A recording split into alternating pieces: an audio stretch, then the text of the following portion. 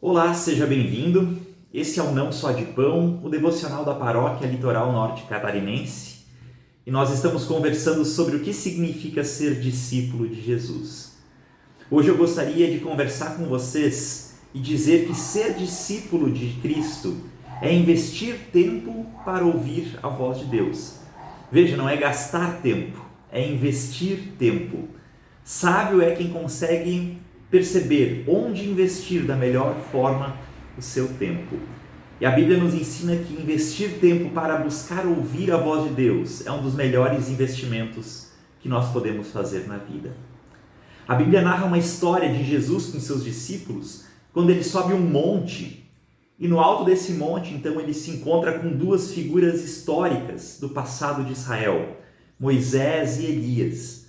E os discípulos estão maravilhados vendo aquilo, e uma voz do céu então diz, no versículo 5 de Mateus capítulo 17, "Esse é o meu filho amado, em quem eu tenho alegria, ouçam-no."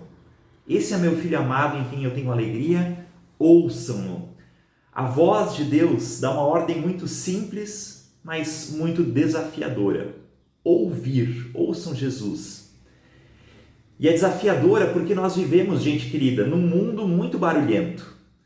Você já se deu conta de quanto barulho existe ao teu redor? Quantas vozes falam contigo e buscam também guiar a tua vida, moldar o teu jeito de pensar, de agir, de se vestir, de falar, de comprar, de consumir. Tantas vozes nos dizendo tantas coisas ao mesmo tempo. Seja vozes de outras pessoas, de pessoas que gostam de palpitar na nossa vida e dizer como nós devemos fazer ou o que não fazer. A voz da mídia, que também busca nos colocar dentro de um padrão, estabelecer aquilo que é certo e que é errado. A nossa cultura, a nossa sociedade também nos molda o mundo, molda a forma como a gente enxerga as coisas ao nosso redor. Nós também temos a nossa própria voz interior, uma voz que é rebelde à vontade de Deus, é uma voz egoísta, que é centrada nos nossos próprios desejos e que fica a todo momento falando no nosso ouvido sobre os nossos desejos, como se a gente fosse o centro do mundo, se o mundo girasse ao nosso redor. Todas essas vozes fazem parte da nossa vida, todas essas vozes falam conosco. E no meio de tantas vozes, Deus também está falando conosco. Só que ao contrário de todas as outras vozes que gritam, que buscam a força, ganhar nossa atenção, Deus tem uma voz doce, uma voz suave, ele sussurra para a gente. E para a gente ouvir a voz de Deus, é necessário que a gente se aquiete. É necessário que a gente diminua o som das outras vozes para reconhecer a voz de Deus e para deixar Ele falar na nossa vida. A pergunta é: qual é a voz que dirige a sua vida? Qual é a voz que tem a última palavra nas suas decisões, na sua forma de ver e enxergar o mundo?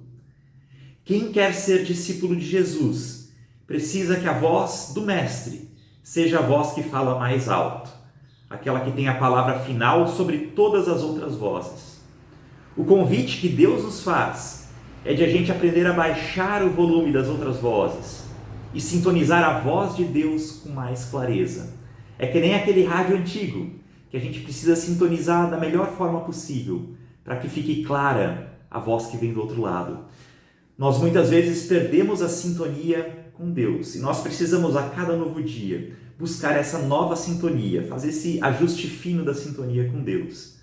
Que de fato, como discípulos de Jesus, a gente invista tempo em ler a palavra de Deus, em orar, em meditar, para que Deus possa falar conosco, que a nossa vida possa ser guiada pela voz que realmente vale a pena ouvir.